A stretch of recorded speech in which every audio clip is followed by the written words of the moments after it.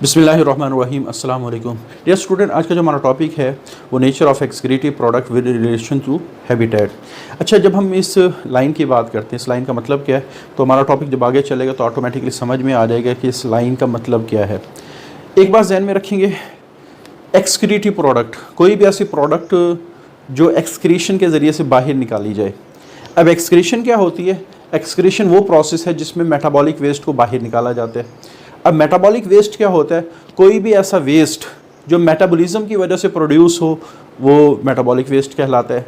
और मेटाबॉलिज्म क्या होता है? Chemical reactions. यानी अब हुआ क्या, बॉडी में केमिकल रिएक्शंस हुए तो उस केमिकल रिएक्शन में बाद दफ़ा बॉडी की ज़रूरत की चीज़ें बनती हैं और बाद दफ़ा वेस्ट प्रोड्यूस होता है। तो वो जो हमारे पास केमिकल रिएक्शंस की वजह से वेस्ट प्रोड्यूस हुआ है उसको बाहर निकालना, ये मेटाबॉलिक वेस्ट कहलाते हैं। और एनिमल्स बहुत सारे मेटाबॉलिक वेस्ट को ऑस्मो रेगुलेशन के लिए इस्तेमाल करते हैं। तो ऑस्मो रेगुलेशन का मतलब क्या है? पानी की, बॉडी के अंदर पानी और साल्ट के लेवल को मेंटेन करना। तो अब ये कैसे ऑस्मो रेगुलेशन में हेल्प करेंगे? In many animals osmoregulation is coupled with the removal of metabolic waste.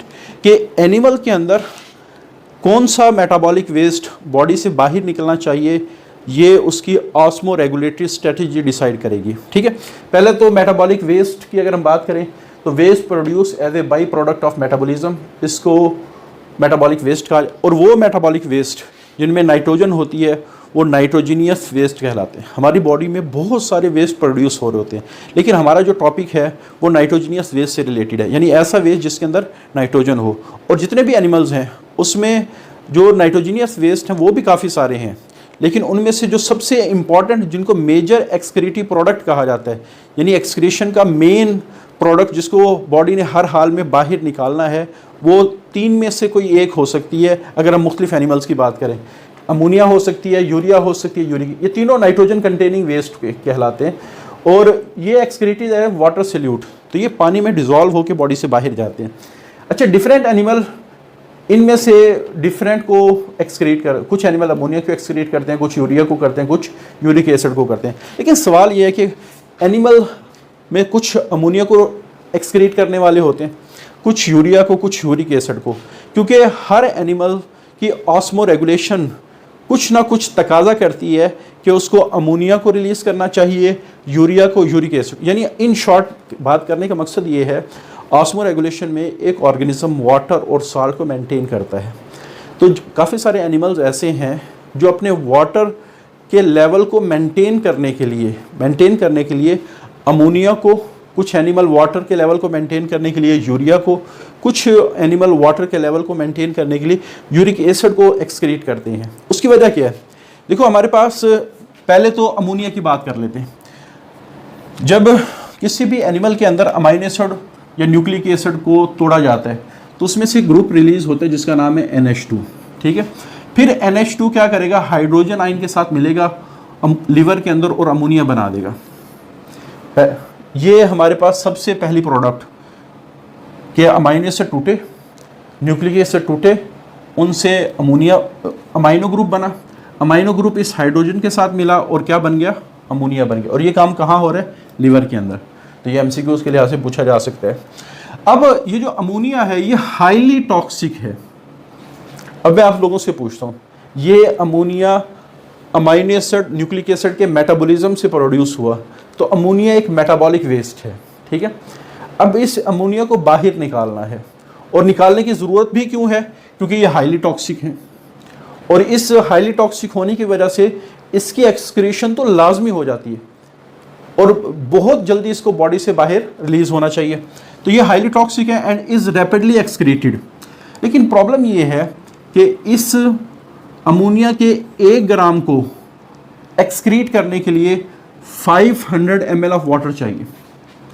यानी अगर हमारी बॉडी में 1 ग्राम अमोनिया प्रोड्यूस हो रहा है तो 500 ml जो वाटर है, हाफ लीटर ऑफ वाटर इसको रिक्वायर होगा कि वो उसमें डिज़ोल्व करे ताकि वो नॉन टॉक्सिक लेवल तक पहुंच जाए और फिर इस 500 ml को बाहर निकाला जाए। लेकिन यहाँ एक प्रॉब्लम आए, 1 ग्राम को निकालने के लिए कितना चाहिए? 500 ml ऑफ वाटर चाहिए। अब मैं अगर ह्यूमन बॉडी की बात करूं तो ह्यूमन बॉडी में डेली बेसिस पे 20 से 30 ग्राम अमोनिया प्रोड्यूस हो रहा है। अगर हम ह्यूमन बॉडी की बात करें।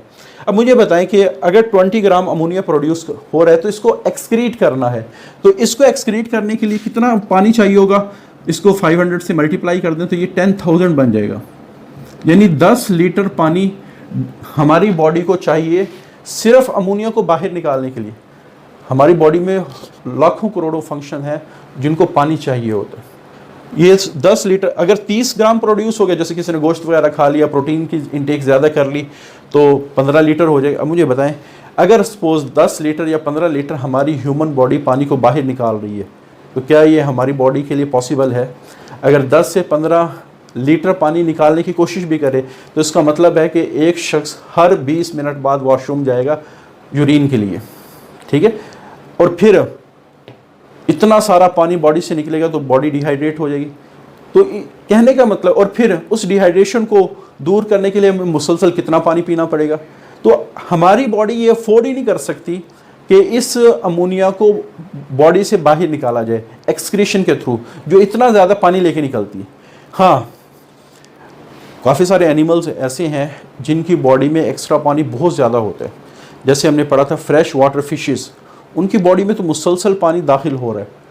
तो अगर अमोनिया उनमें एक्सक्रीटिव प्रोडक्ट हो तो उससे तो उनको और फ़ायदा होगा, क्योंकि वो अपने एक्स्ट्रा पानी को बॉडी से बाहर निकालना चाहती हैं। तो जब ये ऑर्गेनिज्म अमोनिया को बाहर निकालेंगे तो अमोनिया के साथ एक्स्ट्रा पानी भी बाहर निकल जाएगा। तो ये सिर्फ आप कह सकते हैं जो अमोनिया है ये वो ऑर्गेनिज्म अफोर्ड कर सकते हैं जो ज़्यादा पानी में रहते हैं, जिनकी बॉडी में बहुत ज़्यादा हर वक्त हाई लेवल ऑफ वाटर रहता है। लेकिन अगर किसी ऑर्गेनिज्म को पानी की डेफिशिएंसी का सामना या कम पानी का सामना करना पड़ रहा है तो ऐसे ऑर्गेनिज्म में अमोनिया एक्सक्रीटिव प्रोडक्ट नहीं हो सकता, ठीक है। तो यहाँ ये बात लिखिएगी, पहले तो एक टर्म इस्तेमाल होगी अमोनोटैलिक। वो एनिमल जो अमोनिया को एज ए एक्सक्रीटिव प्रोडक्ट के तौर पे बाहर एक्सक्रीट करते हैं उनको अमोनोटैलिक कहा जाता है। अमोनिया से निकला टैलिक कहते हैं दूर करने को। ऐसे एनिमल जो अपनी बॉडी से अमोनिया को बाहर निकाल रहे हैं वो क्या कहलाते हैं? अमोनोटैलिक कहलाते हैं। Animal which remove ammonia as a major excretive product, ठीक है। तो इनकी जो मेजर एक्सक्रीटिव प्रोडक्ट वो अमोनिया है। तो ये अमोनिया चूंकि प्लेंटी ऑफ वाटर इसको चाहिए, बहुत ज़्यादा पानी चाहिए, विच इज़ ओनली अफोर्डेड। तो ये चीज़ सिर्फ कौन सा इन्वायरमेंट अफोर्ड कर सकता है? Fresh water. ये हमने पढ़ा था, फ्रेश वाटर में पानी बॉडी में बहुत ही एक्स्ट्रा जा रहा होता है। जैसे फ्रेश वाटर में जितने भी एनिमल रह रहे हैं, most fishes, protozoan, sponges and coelenterate. अच्छा, ये मैरीन एनिमल के बारे में थोड़ा सा आप लोगों ने समझना है। मैरीन एनिमल्स को भी हर वक्त वाटर डेफिशिएंसी का सामना करना पड़ता है। ये हमने जो हमारा पिछला आर्टिकल मैरीन एनिमल्स में ऑस्मो रेगुलेशन वाला था उसमें हमने बात की थी कि जो मैरीन फिशेस हैं वो भी आप कह सकते हैं उनकी बॉडी हर वक्त डिहाइड्रेट होती है, क्योंकि बाहर साल्टी एनवायरनमेंट होता है तो पानी उनका बाहर निकल रहा होता है। तो अगर ये अमोनिया को बाहर निकालेंगे तो और डिहाइड्रेशन हो जाएगी। लेकिन ये अमोनिया को फिर भी बाहर निकालते हैं। उसकी वजह ये है इनके जो स्किन के सेल्स होते हैं, जब अमोनिया इनकी बॉडी में प्रोड्यूस होता है तो वो जो अमोनिया है वो एज इट इज़ बाहर डिफ्यूज़ हो जाता है, वो पानी में डिज़ोल्व नहीं होता।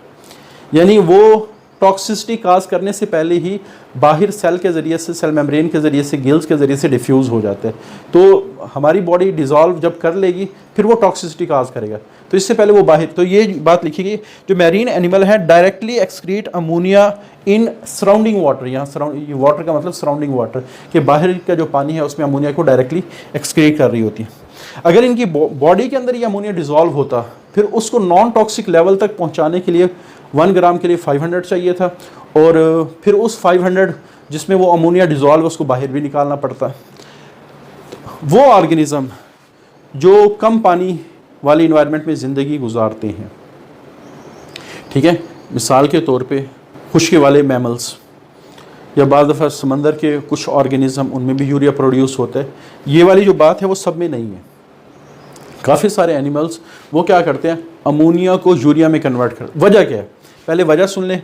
क्योंकि यूरिया को बाहर निकालने के लिए सिर्फ 50 ml ऑफ वाटर चाहिए।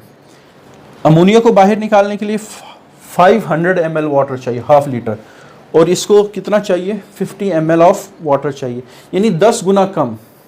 तो इस वजह से वो ऑर्गेनिज़म जो कम पानी वाले इन्वायरमेंट में ज़िंदगी गुजारते हैं तो उनके लिए यूरिया सूटेबल है, अमोनिया सूटेबल नहीं है, क्योंकि अमोनिया को निकालने के लिए पानी ज़्यादा चाहिए। तो इस वजह से ये ऑर्गेनिज्म क्या करते हैं, प्रोड्यूस अमोनिया ही होता है शुरू में, बाद में उस अमोनिया को यूरिया साइकिल के ज़रिए से यूरिया में कन्वर्ट कर देते हैं, और ये काम भी लिवर में हो रहा है। तो यही बात एज टेरेस्ट्रियल एनिमल, बहुत सारे जो टेरेस्ट्रियल एनिमल हैं face challenge of conservation of water, जिन्होंने अपनी बॉडी में पानी को महफूज रखना है, क्योंकि जिस इन्वायरमेंट पानी जितना कम होगा उतना ही उस ऑर्गेनिज्म के लिए पानी कीमती होगा। ठीक हो गया। और आपको पता है टेरेस्ट्रियल एनिमल में जो मेन मसला होता है वो वाटर का ही होता है। तो they can not afford ammonia as a excretive product, तो ये अमोनिया को एक्सक्रीटिव प्रोडक्ट के तौर पे अफोर्ड नहीं कर सकते। सो दे कन्वर्ट अमोनिया, तो ये क्या करते हैं, अमोनिया को कन्वर्ट कर देते हैं यूरिया के अंदर, और ये काम लिवर में हो रहा है, और किसके ज़रिए से हो रहा है, यूरिया साइकिल के ज़रिए से, एंड एक्सक्रीट थ्रू किडनीज़, और किडनीज़ के ज़रिए से एक्सक्रीट होता है। तो एक्सक्रीशन की बात करें, यूरिया इज़ लेस टॉक्सिक, और इसको 50 ml चाहिए ताकि ये बॉडी में नॉन टॉक्सिक लेवल तक चला जाए, और जिसमें वो पानी जिसमें ये डिज़ोल्व होगा उसकी एक्सक्रीशन बाद में किडनी के थ्रू होगी। ठीक है। और वो एनिमल जो यूरिया को बॉडी से बाहर निकालते हैं, अमोनिया को निकालने वाले अमोनोटैलिक कहलाते हैं, यूरिया को निकालने वाले यूरियोटैलिक कहलाते हैं। तो यूरिया एक्सक्रीटिंग एनिमल्स को यूरियोटैलिक कहा जाता है, और इनमें यूरिया मेजर एक्सक्रीटिव प्रोडक्ट है। ठीक हो गया। जैसे मैमल्स एंड कार्टिलेजिनियस फिशेस, और ये जो कार्टिलेजिनियस फिशेस हैं ये मैरीन वाली हैं। अभी मैंने ये बात समझाई है कि वो मैरीन एनिमल जिसमें अमोनिया डायरेक्टली पानी में चला जाता है, तो उसमें तो अमोनिया एज एक्सक्रीटिव प्रोडक्ट समझ में आता है, लेकिन वो हमारे पास फिशेस जिसमें जो अमोनिया है वो बॉडी फ्लूइड में डिज़ोल्व होता है, तो उनको बॉडी फ्लूइड में डिज़ोल्व रखने के लिए पानी ज़्यादा चाहिए। ठीक है। तो ये फिशेस क्या करती हैं, अमोनिया को यूरिया में कन्वर्ट करती हैं, और यूरिया को फिर बॉडी के अंदर पानी में डिज़ोल्व करके वो यूरिन के ज़रिए से बाहर निकालती हैं। यानी इनकी जो एक्सक्रीटिव प्रोडक्ट वो चूँकि यूरिन के ज़रिए से जानी है, इस वजह से इनको पानी चाहिए जिसके ज़रिए से वो यूरिया को बाहर निकाल। तो अगर इनमें अमोनिया होता तो फिर पानी ज़्यादा चाहिए होता है। और मैरीन एनिमल्स जितने भी हैं उनको हमेशा वाटर डेफिशिएंसी का सामना करना पड़ता है। अब ये सोच तो रहे होंगे कि समंदर के पानी में वाटर की डेफिशिएंसी कैसे हो सकती है, तो ये पिछला जो आर्टिकल है osmo regulation in marine animals, वो आप पढ़ेंगे या आप पढ़ चुके होंगे, तो उससे आपको आइडिया हो जाएगा कि जो समंदर का पानी है वो चूँकि हाइपरटोनिक इन्वायरमेंट है, और जब भी कोई ऑर्गेनिज्म हाइपरटोनिक में जाते हैं तो उसकी बॉडी से पानी निकलना शुरू हो जाता है। तो उस डेफिशिएंसी को पूरा करने के लिए वो फिर ज़्यादा पानी पीती हैं, तो इस वजह से उनकी बॉडी हमेशा पानी की डेफिशिएंसी का सामना कर रखा। अच्छा, कुछ ऑर्गेनिज्म ऐसे हैं जिनके लिए 50 ml भी बहुत ज़्यादा है। जैसे परिंदे हवा में रहते हैं, हवा में ना होने के बराबर पानी है, जो पानी है वो वेपर्स की शक्ल में है, तो वो आसानी से बॉडी में नहीं जाता। या डिज़र्ट के एनिमल्स हैं, तो ऐसे एनिमल जो इंतहाई ऐसे इन्वायरमेंट में रहते हैं जो इंतहाई शॉर्टेज ऑफ वाटर वाला इन्वायरमेंट है, उसके लिए तो ये 50 ml भी बहुत ज़्यादा है। तो इस वजह से वो क्या करते हैं, इस अमोनिया को एक और कंपाउंड में कन्वर्ट करते हैं जिसका नाम है यूरिक एसिड। अच्छा, यूरिक एसिड, वो एनिमल जिनमें यूरिक एसिड को एक्सक्रीट किया जाता है उसको यूरिकोटैलिक कहा जाता है। जैसे हमारे पास काफ़ी सारे डिज़र्ट, और एरिड का मतलब हवा वाले जो ऑर्गेनिज्म है, जैसे बहुत सारे इंसेक्ट्स हैं, बहुत सारे बर्ड्स हैं, ये सारे के सारे यूरिकोटैलिक हैं। अच्छा, आमतौर पे यूरिक एसिड के बारे में ये प्रॉपर्टी आप लोगों ने, ये लेस टॉक्सिक है और ये पानी में आसानी से डिज़ोल्व नहीं होता, और इसको बाहर निकालने के लिए सिर्फ 1 ml चाहिए। और वो ऑर्गेनिज्म जो यूरिक एसिड को एज ए एक्सक्रीटिव प्रोडक्ट बाहर निकालते हैं, उनका जो यूरिन होता है वो सेमी सॉलिड होता है। ये वाले जो ऑर्गेनिज्म है जो अमोनिया के ज़रिए से बहुत सारा पानी निकालते हैं, इनका यूरिन डाइल्यूटेड होता है। ये वाले, इनका यूरिन इनके लिहाज से कंसनट्रेटेड होता है। ठीक है। और इनका यूरिन हाईली इतना ज़्यादा कंसनट्रेटेड होता है कि वो सेमी सॉलिड। आपने देखा होगा ये जो बर्ड्स हैं ये पेशाब वगैरह नहीं करते, बल्कि इनकी बीट होती है। इसी तरह बहुत सारे इंसेक्ट्स वो भी सॉलिड की शक्ल में यूरिन बाहर निकाल रहे होते हैं। वजह क्या है कि वो यूरिक एसिड को निकालते हैं, और यूरिक एसिड को निकालने के लिए कोई इतना ज़्यादा पानी नहीं चाहिए। और ये चूँकि सल्यूट हैं, और सल्यूट में अगर सॉल्वेंट कम हो तो ऑटोमेटिकली वो सॉलिड हो जाते हैं या सेमी सॉलिड हो जाते हैं। ठीक है। तो ये उन एनिमल के अंदर प्रोड्यूस होगा which face extreme conservation of water, जिनको वाटर की कंजर्वेशन बहुत ज़्यादा चाहिए होती है। जाहिर बात है ये उन एनिमल में होगा जो इनका इन्वायरमेंट के अंदर पानी कम होगा, तो वो अपने पानी को ज़्यादा से ज़्यादा महफूज करने की कोशिश करेंगे। They even can not afford urea. तो ये वाले वो एनिमल होंगे जो यूरिया को भी अफोर्ड नहीं कर सकते। तो वो क्या करेंगे, अपने इस अमोनिया को यूरिक एसिड में कन्वर्ट करेंगे। लेकिन इस अमोनिया को यूरिक एसिड में कन्वर्ट करना, इसके लिए बहुत सारे एटीपी के मालिक्यूल, बहुत सारी एनर्जी चाहिए। तो ये एंडोथर्मिक प्रोसेस है, यानी ऐसा प्रोसेस जिसमें एनर्जी यूटिलाइज होती है। अच्छा, इसी तरह यूरिक एसिड इन एनिमल्स में तो एज ए एक्सक्रीटिव प्रोडक्ट है, मेजर एक्सक्रीटिव प्रोडक्ट, जिसके ज़रिए से वो अपना नाइट्रोजीनियस वेस्ट बॉडी से बाहर निकालें। ये एनिमल अमोनिया को निकालते हैं, ये उसके बाद यूरिया को निकालते हैं, ये यूरिक एसिड को निकालते हैं। लेकिन अगर हम बात करें यूरिक एसिड की, यूरिक एसिड इंसान की बॉडी में भी प्रोड्यूस होते हैं। और प्रोड्यूस कैसे होते हैं, हम जब फल खाते हैं, काफ़ी सारा फूड जब हम इस्तेमाल करते हैं, तो उस फूड के अंदर ना एक कंपाउंड होता है जिसका नाम है प्यूरिन्स। तो बॉडी जब उस प्यूरिन को मेटाबोलाइज करती है तो उससे यूरिक एसिड प्रोड्यूस होता है। अच्छा, जब यूरिक एसिड प्रोड्यूस हो गया तो ये भी यूरिन के ज़रिए से जाएगा। अब सवाल ये है कि तो इंसान तो दोनों को एक्सक्रीट करने वाला हो गया, यूरिया एंड यूरिक एसिड। लेकिन जब हम बात करते हैं मेजर एक्सक्रीटिव प्रोडक्ट की, जो मेन एक्सक्रीटिव प्रोडक्ट है वो यूरिया इंसान के अंदर है। बाकी तो थोड़ी थोड़ी प्रोडक्ट हैं। वैसे यूरिन के अंदर सिर्फ यूरिया तो बाहर नहीं आ रहा होता, और भी बहुत सारी चीज़ें बाहर आ रही होती हैं, लेकिन जो मेन एक्सक्रीटिव प्रोडक्ट है वो यूरिया है। तो बहरहाल ये यूरिक एसिड ये प्रोड्यूस जो ह्यूमन बॉडी में होगा वो किडनी के थ्रू और यूरिन के थ्रू बाहर निकल जाएगा। लेकिन अगर खुदा न खास्ता किडनी का कोई प्रॉब्लम हो जाए जिसकी वजह से यूरिक एसिड बॉडी में ज़्यादा होना शुरू हो जाए, लेकिन बाद दफ़ा क्या होता है कि मेटाबॉलिज्म इतना फास्ट होता है कि यूरिक एसिड ज़्यादा होना शुरू हो जाते हैं। तो अगर बॉडी के ब्लड के अंदर यूरिक एसिड ज़्यादा हो तो ये जो यूरिक एसिड है ये क्रिस्टल्स की शक्ल में हमारे जॉइंट्स वगैरह के अंदर एक्यूमुलेट होना शुरू हो जाता है, जमना शुरू हो जाते हैं, जिसका नुकसान क्या होगा, ये हमारे जॉइंट्स के अंदर इन्फ्लेमेशन काज करेगा।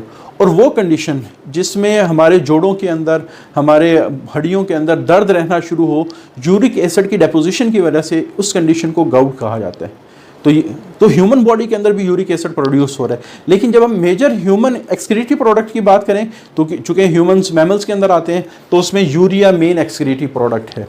तो एक बात, ये जो हमने बात की थी ना कि ऑर्गेनिज्म एक्सक्रीटिव प्रोडक्ट बनाता है वो इन्वायरमेंट के लिहाज से, जिसमें पानी बहुत ज़्यादा होगा उसमें अमोनिया बनेगा, जिसमें मॉडरेट होगा उसमें यूरिया बनेगा, और जिसमें बहुत ज़्यादा शॉर्टेज ऑफ वाटर होगी उसमें यूरिक एसिड बनेगा। तो इस तरह ये जो शुरू में हमने बात की थी कि जब कोई भी एनिमल मेटाबॉलिक वेस्ट को रिमूव करता है, वो रिमूव करते हुए उस शक्ल के अंदर उस एक्सक्रीटिव प्रोडक्ट को कन्वर्ट करता है जिससे उसके बॉडी के अंदर वाटर की मेंटेनेंस हो, वाटर का लेवल एडजस्ट हो। तो ये हमारा आज का टॉपिक है। इंशाल्लाह अगले लेक्चर में अगला टॉपिक डिस्कस करेंगे। आज के लिए इतने ही। अल्लाह हाफिज़।